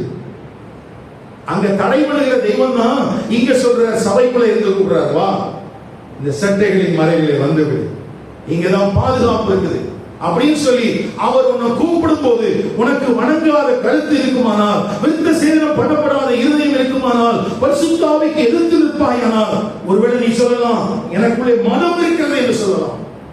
ஒருவேளை நீ சொல்லலாம் நான் பொருளாதாரத்தில் ஆசீர்வதிக்கப்பட்டிருக்கிறேன் சொல்லலாம். ஒருவேளை நீ சொல்லலாம் எனக்கு அரசியல் அங்கீகாரம் இருக்கிறது, அரசியல் பாதுகாப்பு இருக்கிறது என்று சொல்லலாம். ஆனால் ஒன்றை புரிந்து கொள், ஒரு நாள் இந்த மூன்றும் உடைந்து நொறுங்கும். அரசியல் அதிகாரங்கள் உடைந்து போகும். நீ கொண்டிருக்கிற பொருளாதாரத்தினுடைய செழுமை உன்னை விட்டு ஒரு நாளில் அகன்று போகும். இது எவ்வளவு நேரத்தில் நடக்கும்? ஒரு இமைப்பொழுதில் நடந்துவிடும். உன்னை பிடித்து வைத்திருக்கிற இந்த மத இருள், இந்த ஆணவம் உன்னை விட்டு ஒரு நொடியில் அகற்றப்படும். இப்படி அகற்றப்பட போகிற ஒன்றுக்காகத்தான் அந்த இரத்த வெறி பிடித்திருக்கிற மிருகம், அந்த வேசி, பூமியில் இருக்கிற அருவருப்புகளுக்கெல்லாம் தாய், செழிப்பை காட்டி, அரசியல் அதிகாரங்களை காட்டி ஜனங்களை தன்பட்சமாக இழுத்துக் கொண்டிருக்கிறார். ஜனமே விழித்துக்கொள். ஜனங்களை எப்படிலாம் பிடிச்சு வச்சிருக்கிறான்? உனக்கு அரசியல் அதிகாரத்தை தர்றேன், ஆளுகை செய்வதற்கு தர்றேன்னு சொன்னா ஒரு கூட்டம் போயிருக்கு. இன்னொரு கூட்டம் என்கிட்ட வா, நான் உனக்கு செழிப்பை தர்றேன் அப்படின்னு சொன்ன உடனே ஒரு கூட்டம் போயிருது. என்னெல்லாம் வியாபாரம் பண்ணுவாங்களாம் 18ஆம் அதிகாரத்தில் பட்டியல் போட்டிருக்குது. வியாபாரம் செய்கிறவர்களை கவனியுங்கள். எல்லா வியாபாரத்துடைய மளிகை கடை லிஸ்ட் மாதிரி ஆண்டவர் போட்டு வச்சிருக்கு. அப்போ மதம், பொருளாதாரம், அடுத்தது அரசியல், இந்த மூன்றையும் தன்னுடைய கட்டுக்குள்ள வச்சு தன் பட்சமாக இழுத்துக் கொண்டிருக்கிற ஒரு இரத்த வெறி பிடித்த மிருகம் இன்றைக்கும் செயல்பட்டுக் கொண்டிருக்கிறது. அது முழுமையா செயல்படலன்னு வசனம் சொல்லுது. அது எப்படி செயல்படல? முழுமையா செயல்படல. ஏன்? பரிசுத்த ஆவியானவரால் அது தடை செய்யப்பட்டிருக்கிறது.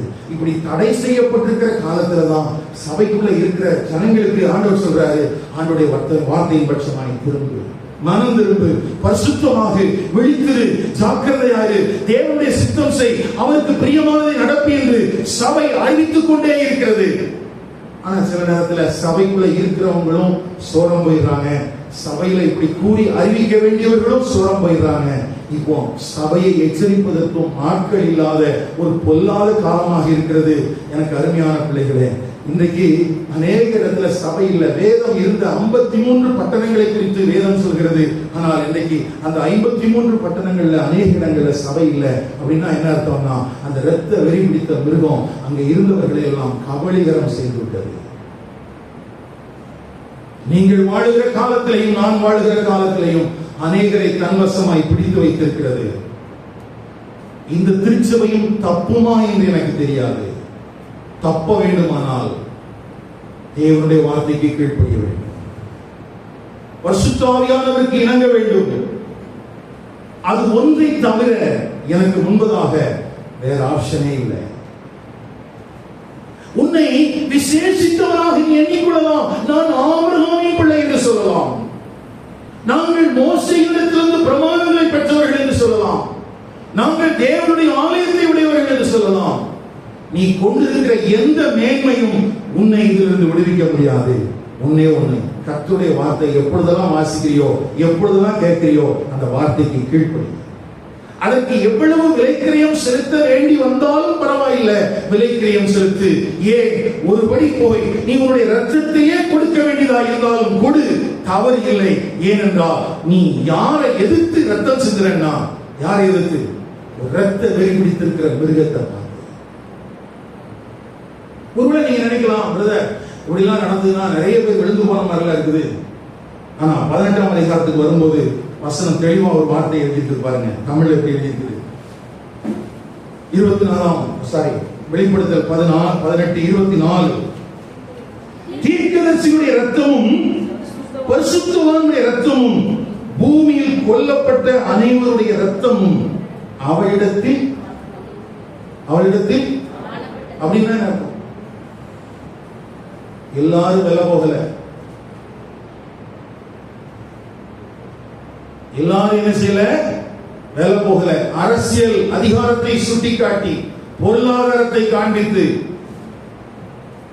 போலியான மத வைராக்கியத்தை உண்டாக்கி, வேசியே நீ எல்லாரையும் எடுத்துக்கொள்ள முடியாது. ரத்தம் சிந்துகிற ஒரு கூட்டம் ஆபேல் தொடங்கி சகரியா வரைக்கும் மாத்திரமல்ல, இயேசு தொடங்கி இனி வருகிற காலம் வரைக்கும் இருந்து கொண்டே தான் இருக்கும். அது பரிசுத்த ஆவியானவருக்கு உடன்படுகிற கூட்டம். அப்ப இந்த ரத்த வெறி பிடித்த மிருகம் எப்ப தன்னுடைய ரத்தத்தை சிந்த போகுது அப்படின்னு கேட்டா, அதுக்கு தான் நாள் குறிக்கப்பட்டிருக்கு. அதுக்கு தான் என்ன செஞ்சிருக்குது? இப்போ தனக்கு கூட்டத்தை சேர்த்து வச்சிருக்குதே, நீ சுகமா வாழலாம், நீ ஆசீர்வாதமா வாழலாம் அப்படின்னு சொல்லி ஒரு கூட்டத்தை வச்சிருக்குதே. அப்போ அந்த கூட்டம் ஒரு நாள்ல என்ன செய்யப்படும்? அந்த கூட்டத்தை குறித்து சொல்லும்போதுதான் அங்கே நாம் கடைசியா வாசித்தோம், கொலைபாதகர்கள் என்ன செய்வாங்களாம்? ஆக்கினை அடைவார்களாம், நரகாக்கினை அடைவார்கள் என்று இருக்குது. அவர்கள் எங்க போக மாட்டாங்க. அப்போ நல்ல கவனிங்க, இந்த உலகத்துல கிறிஸ்தவம் என்கிற அமைப்புக்குள்ளாக உங்களை வஞ்சகமாக ஆசீர்வாதம் என்கிற பெயரை சொல்லி அல்லது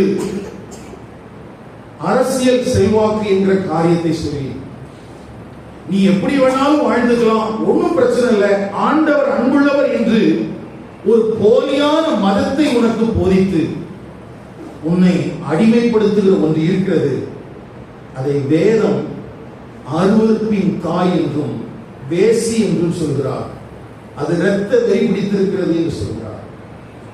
இதற்கும் நீ கீழ்ப்படிச்சு போக முடியும். ஆனா நீ மட்டும்தான் போவியான்னு சொல்ல முடியாது. ஏன்னா சரித்திரத்தை பார்த்தா ஒண்ணு போனா எல்லாமே போயிருக்கு. அப்போ உன் சந்ததிக்கு உன் பிள்ளைகளுக்கு நீ ஆசீர்வாதத்தை வச்சுட்டு போகணும்னு நினைச்சா நீ சொத்து சேர்த்து வைக்கிறியோ இல்லையோ, கர்த்தருடைய வார்த்தைக்கு கீழ்ப்படி. பரிசுத்த ஆவியானவர் பட்சமாய் நின்று எவ்வளவு உன் வாழ்க்கையில கஷ்டங்கள் வந்தாலும் பிரச்சனைகள் வந்தாலும் அவரை சார்ந்து கொண்டு வாழ்வதற்கு நீ கவனமாயிரு. ஒருவேளை இங்க வாழப்போகிற கொஞ்ச காலத்துல 70 80 வருடத்துல நீ சுகபோகமா வாழணும்னு நினைச்சா இங்க பரிசுத்த ஆவியானவரை துக்கப்படுத்தலாம். நீ ஒரு நாள்ல சந்ததி சந்ததியா யுகாயுகமா ஆக்கி அக்கினி கடலை இறங்க வேண்டும். இப்போ 40 வருஷம் சுக வாழ்க்கையா, நித்தியமான ஒரு ஜீவ வாழ்க்கையா, எதை நீ தெரிந்து கொள்ள போகிறாய்? சபை எதை தெரிந்து கொள்ள போகிறது?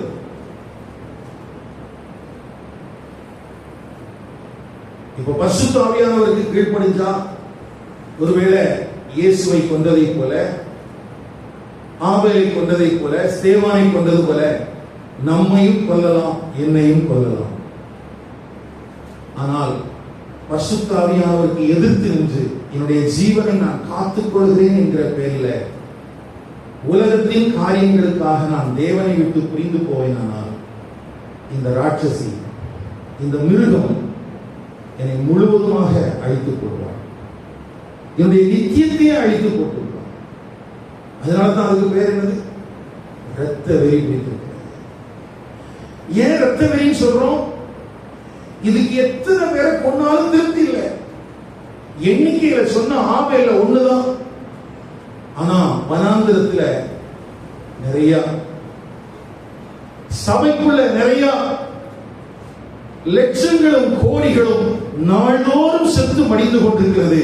காரணம் பரிசுத்த ஆவியானவருக்கு எதிர்த்து இருக்கிறதுனால. உன்னை தோள்ல தூக்கி சுமக்கிற தெய்வத்தை நீ காலில் தட்டி விட்டு நீ போகும்போதெல்லாம் உன்னை மனசுல வச்சுக்க, நீ இரத்த வெறி பிடித்த மிருகத்தோடு இருக்கிறாய்.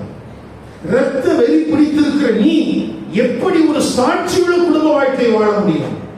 எப்படி ஆசீர்வதிக்கப்பட்ட ஒரு பிள்ளைகளை பெற்றெடுக்க முடியும்? மறந்து விடாதீர்கள். இந்த உலகத்துல எனக்கு கஷ்டங்கள் வருது, பிரச்சனைகள் வருது அப்படின்னு சொல்லிட்டு சத்தியத்துல காம்ப்ரமைஸ் பண்ணி போகாத. கர்த்தரை பிடித்துக்கொள். எனக்கு கீழ்ப்படிவதற்கு துணை செய்கிறவர் அவர். எப்படி துணை செய்திருக்கிறார்? என்னுடைய இருதயத்தில் இருக்கிற நுனித்தோல் பாவ சரீரம் அகற்றப்பட்டு நான் விருத்த சேதனம் உள்ளவனாக மாற்றப்பட்டிருக்கிறேன். அந்த அடிப்படையில தேவனே நான் கீழ்ப்படிவதற்கு உதவி செய்திருக்கிறார். நான் கீழ்ப்படுகிற இயல்புடையவன் அல்லவே அல்ல. எனக்குடைய இந்த ரிபெலியஸ் நேச்சர் இருக்குது.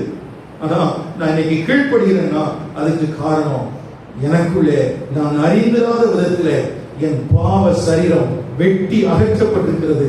அது பரிசுத்த ஆவியானவருடைய துணையாலே அது எனக்குள்ளே நடந்திருக்கிறதுனால தான் அவர் என்கிட்ட கீழ்ப்படி மகனேன்னு சொல்றாரே தவிர அவர் எதையுமே எனக்கு செய்யாம நீ கீழ்ப்படின்னு சொல்லல. இங்கே கீழ்ப்படிதல் என்பது என்னை பொறுத்ததல்ல, இதுவும் தேவனை சார்ந்தது. நான் அவரை கேட்க போறேன். இங்க ஈகோ வேண்டாம். ஆண்டவரே எனக்கு உதவி செய்யுங்கன்னு கேட்கிறதுல என்னையா பிரச்சனை?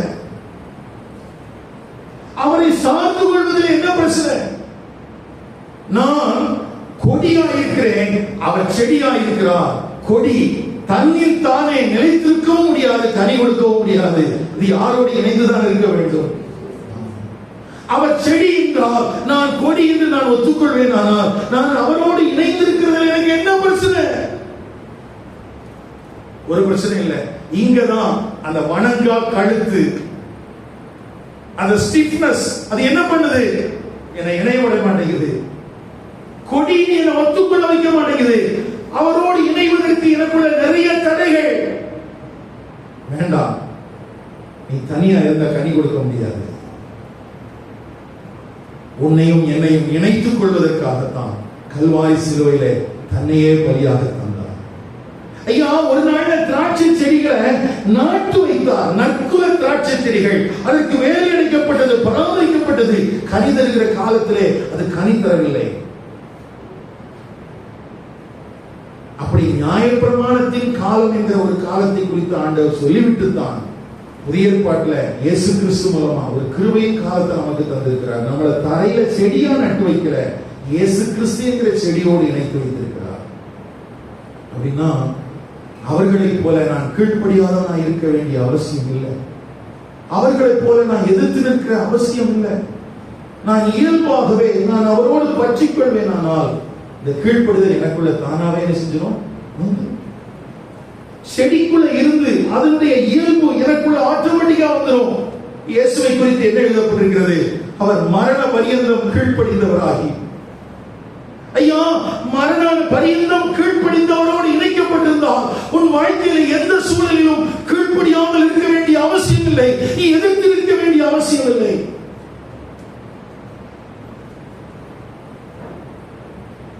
அவர் என்ன செய்யணும்? அவரோடு இணைக்கப்பட்டிருக்கிறேனாங்கிறத மட்டும் உறுதிப்படுத்திக்க. பரிசுத்த ஆவியானவரை குறித்து சொல்லும் போது வேதத்தில் சில வார்த்தைகள் எழுதப்பட்டிருக்குது. அது உங்களை நினைவுபடுத்தி நாம் ஜெபித்து முடிக்கலாம். ஒன்று, பரிசுத்த ஆவியானவரை நாம் நிராகரிக்கலாம், நெக்லெக்ட் பண்ணலாம். இவரே 2ஆம் அதிகாரம் 4ஆம் வசனத்திலே இவ்வளவு பிரதான ரட்சிப்பை நீங்கள் புறக்கணிப்பீர்களானால் எப்படி தண்டனைக்கு தப்பித்துக் கொள்வீர்கள்? ஆசிக்க வேண்டாம். அங்கே பரிசுத்த ஆவியை புறக்கணிப்பது. பரிசுத்த ஆவி என்னது? புறக்கணிப்பது. இரண்டாவது, அப்போஸ்தலர் 5ஆம் அதிகாரம் 3ஆம் வசனம். அங்கே பொய்யினால் நிறைந்து ஒரு வாழ்க்கை. பரிசுத்த ஆவிக்கு விரோதமா என்னது? பொய்யினால் நிறைந்த. அனனியா சத்ராலை குறித்து சொல்லும்போது they are filled with lie. மூன்றாவது, எபேசியர் 5ஆம் அதிகாரம் 30ஆம் வசனம். பரிசுத்த ஆவியானவரை துக்கப்படுத்தினார்கள். grieve the Holy Spirit. அடுத்தது 1 தெசலோனிக்கர் 5:19. பரிசுத்த ஆவியானவரை அணைத்து போட்டார்கள். ஏசாயா 63ஆம் அதிகாரம் 10ஆம் வசனம். they rebelled and offended. அவருக்கு விரோதமாக கலகம் பண்ணினார்கள், அவரை விசனப்படுத்தினார்கள். அப்போஸ்தலர் 7ஆம் அதிகாரம் 51ஆம் வசனம். they resist the Holy Spirit. பரிசுத்த ஆவியானவருக்கு எதிர்த்தார்கள். ஐயா, ஒவ்வொரு இடத்திலும் பயன்படுத்தப்பட்டிருக்கிற வார்த்தை வித்தியாசமானது. ஆனா எல்லாமே கீழ்ப்படியாமை தான். எல்லாமே தான் கீழ்ப்படியாமை. அப்போ பிலிப்பியர் 2ஆம் அதிகாரம் 13ஆம் வசனத்தில் சொல்லப்பட்டிருக்கிறபடி பரிசுத்த ஆவியானவர் எனக்குள்ளே தருகிற வாஞ்சைக்கும் விருப்பத்திற்கும் ஏற்றாற் போல நான் அவரோடு இசைந்து கொள்வேனானால், அவரோடு இணைந்து நான் பிரயாசப்படுவேனானால், அவர் என்ன சொல்றாரு? ஜெபிப்பா, என் பாதத்துல வந்து உட்காரு, வேதத்தை வாசி அப்படின்னு சொல்லி அவர் சொல்ற காரியத்துக்கு நீ இணங்கினால் தேவ சபையின் ஐக்கியத்தை தேடு. அவர் சொல்றாரு, தேட. நல்ல கவனிங்க, கீழ்ப்படின்னு மட்டும் சொல்லல, கீழ்ப்படிவதற்கு தேவையான பலனையும் எனக்குள்ள ஆண்டவர் கொடுத்திருக்கிறார். கீழ்ப்படியணுங்கிற எண்ணத்தையும் எனக்குள்ள கொடுத்திருக்கிறார். ஏன்னா இது இருதயம் விருத்த சிந்தனம் பண்ணப்படாத மனிதர்கிட்ட எனக்கு என்ன செய்யாது, இருக்காது. ரட்சிக்கப்படாத ஒரு மனிதனிடத்தில் கீழ்ப்படிய வேண்டும் என்கிற எண்ணம் இருக்காது. அது யாருக்குள்ளதான் இருக்குதுன்னா இருதயம் விருத்த சிந்தனம் பண்ண மனிதர்கள். அப்ப என்கிட்ட வந்து ஆண்டவர் நீ கீழ்ப்படின்னு சொல்றதுக்கு முன்னால நான் கீழ்ப்படிவதற்கு தேவையான வேலைகளை என் உள்ளத்தை அவர் செய்ய தொடங்கி இருக்கிறார். இப்ப நான் என்ன செய்ய போறேன்? கீழ்ப்படியணுமா? எனக்கு உதவி செய்யுங்க ஆண்டவரேன்னு கேட்க போறேன். நான் பலவீனனா இருக்கிறேன், நான் குறைவுள்ளவனா இருக்கிறேன், எனக்கு நீங்க உதவி செய்யுங்க நான் கேட்க போறேன். என்ன பரிசுத்தமுள்ளவனா இருக்க சொல்லும்போது நான் அவரிடத்துல உதவி கேட்க போகிறேன். ஆனா அதை கூட கேட்கறதுக்கு மனசுல நான் என்ன பண்றது?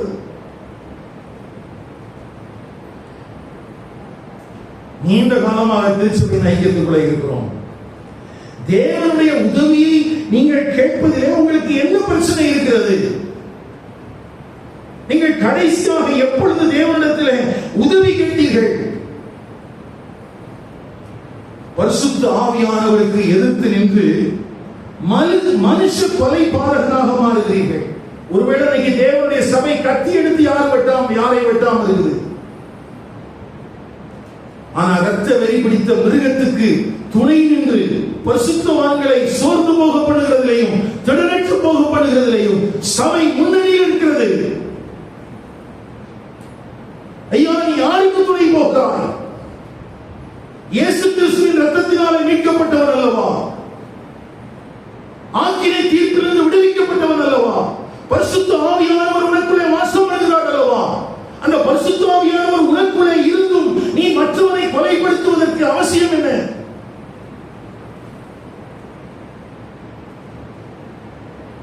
அப்போ அன்னைக்கு ஸ்தேவான் சனகரின் சங்கத்துக்குள்ள பேசுனதுக்கும் இன்னைக்கு சபைக்குள்ள இருந்து பேசுறதுக்கும் எனக்கு நம்ம பெரிய வித்தியாசம் இருக்கிற மாதிரி தெரியல.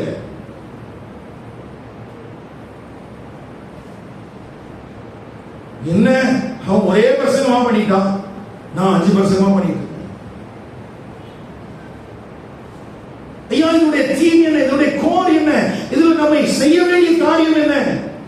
இந்த செய்தியில கேட்கிறோமே, என்னுடைய வாழ்க்கையில என்ன மாற்றம் வந்திருக்கிறது?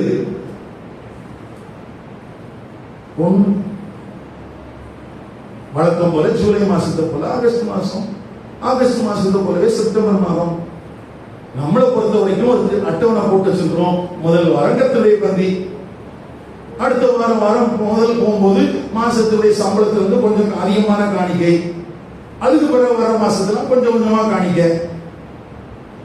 அவர் என்னவோ சொல்லிட்டு போறாரு, பாவம் அவருக்கு அதான பிழைப்பு. நம்ம உட்கார்ந்து கேட்கிற மாதிரி கேட்டுட்டு அப்படியே போயிட்டு இருப்போம். அதுதான் என் மதம் சொல்றாங்க. அதுதான் மதம். என்றைக்கு நாம் கர்த்தருடைய வார்த்தைக்கு இணங்கவில்லையோ, யோசிப்பாங்க, ஏன் இயேசு கிறிஸ்துவை குறித்து மரண பரியந்தம் கீழ்ப்படிந்தவர்கள் எழுதியிருக்குது? கெத்செமனே தோட்டத்துக்குள்ள அவர் போகும்போது வியாகுலப்பட்டார்கள் இல்லையா? அப்படின்னா என்ன அர்த்தம்? அந்த சூழலை அவரால் எதிர்கொள்வதற்கு பலவீனமாக இருந்தார் அப்படின்னு அர்த்தம். ஆமாவா? இப்போ தன்னுடைய சீசர்களோடு போகிறார். போய் அந்த சீசர்கிட்ட, நெருங்கின சீசர்கிட்ட, எல்லாத்தையும் சொல்லல, நெருங்கின சீசர்கிட்ட மட்டும் சொல்றாரு, தன்னை குறித்து அவர் என்ன செய்தார்? அவங்ககிட்ட ஜெபம் பண்ண சொல்லிட்டு அவரும் தனியா போய் கல்லறை தூரத்தில் உட்கார்ந்து ஜெபம் பண்ணார். என்ன கேட்டார் அங்க போய்? இந்த பாத்திரம் என்னை கூப்பிட்டு நீங்க கொடுமானால் நீங்கட்டும். உடனே என்ன நடந்துச்சு? சரிப்பா நான் ரிமூவ் பண்ணிடுறேன். ரிமூவ் பண்ணிட்டாரா? இல்ல நீ தான் செஞ்சாகணும் அப்படின்னு சொல்லி தேவன் அவரை என்ன செய்தார்? பலப்படுத்தினார். இப்போ அந்த ஜெபத்துல இருந்து வெளியே வரும்போது அவர் எப்படி வந்தாரு? எதற்கு பயந்தாரோ, எதற்கு வியாகுலப்பட்டாரோ அதை நிறைவேற்றுகிற மனபலத்தோடு என்ன செஞ்சிட்டார்? வந்துட்டார். அப்போ இயேசு கிறிஸ்து நமக்கு மாதிரியாக என்ன கற்றுக் கொடுத்திருக்கிறார்னா, உன்னால நிறைவேற்ற முடியாத எந்த ஒரு காரியமா இருந்தாலும் நீ எங்க வா? ஆண்டவருடைய சமூகத்துக்கு வா. உனக்கு ஜெபிக்கிறதுக்கு ஒரு சின்ன கூட்டத்தை ஏற்படுத்திக்க. அவங்ககிட்ட சொல்லு, எனக்கு இதுதான் பிரச்சனை. அவங்க ஜெபித்தாலும் சரி, ஜெபிக்கிறனாலும் சரி, ஆனா நீ ஜெபம் பண்ணு. உன் ஜெபத்தை கேட்கிற தெய்வம் இருக்கிற, உன் ஜெபத்தை கேட்கிற யார் யா மாதிரி? இயேசுதான் மாதிரி. அந்த கடின சூழலையும் அவரால் கையாள முடிந்திருக்கிறது என்றால், அதற்கு தேவையான பலனை தேவன் அவருக்கு கொடுத்திருக்கிறார் என்றால், நம்முடைய வாழ்க்கையில கூட வர மாட்டாரா? அப்ப நம்ம என்ன செய்யணும்? சொல்லணும். தெரிஞ்ச நம்பகமான ஆள்கிட்ட, எல்லாத்தையும் சொல்ல முடியாது, சொல்லணும். எனக்கு இப்படி உதவிட்டாரு, சோமன். அவங்க சோமனாலும் சரி, சோமனாலும் சரி, நீ போய் சோமன் ஆண்டோட கேளு, ஆண்டவரே எனக்கு உதவி செய்யும், எனக்கு உதவி செய்யணும் கேளு. அந்த ஈகோ உடையட்டும், அந்த சுயம் உடையட்டும். நான் சொல்றல, அந்த நான் உடையட்டும், அவர் உன்னில் பெருகட்டும். ஜெபம் முடிஞ்சு வரும்போது சொல்லு, ஆண்டவரே நான் சிறுகவும் நீ பெருகவும் என்னை ஒப்பு கொடுக்கிறேன் ஆண்டவரேன்னு சொல்லு. நீ வெளியே வரும்போது பலனுள்ளவனா வருவ. தாழ்மை உள்ளவனுக்கு கிருபை அளிக்கிற தேவன் உனக்கும் கிருபை தருவார். ஆனா இதை செய்யறதுக்கு நமக்கு கஷ்டமா இருக்குது. ஐயா ஜெபிக்கிறதுக்கு வாங்க, உன்னாலதான் தனியா ஜெபிக்க முடியலவா? சபையை திறந்து வச்சிருக்கிறோம், வந்து ஜெபம் பண்ணுவோம்னா வர முடியல.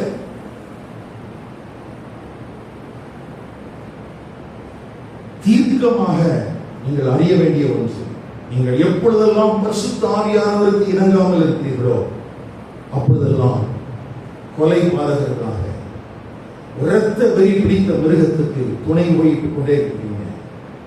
ஆனா வேதம் சொல்லுது, அந்த இரத்த வெறி பிடித்த மிருகம் ஒரு நாளில் வீழ்த்தப்படும், அது ஆக்கினைக்குள்ளாக தீர்க்கப்படும். ஒருவேளை நான் கிறிஸ்துவுக்கு சாட்சியாக மதித்தாலும் அவரோடு கூட நித்திய காலமே காண. இப்ப நான் எதை சூஸ் பண்ண போறேங்கிறது என் கையில தான் இருக்கு, நம்ம கையில தான் இருக்கு. எழுதிருக்கலாமா?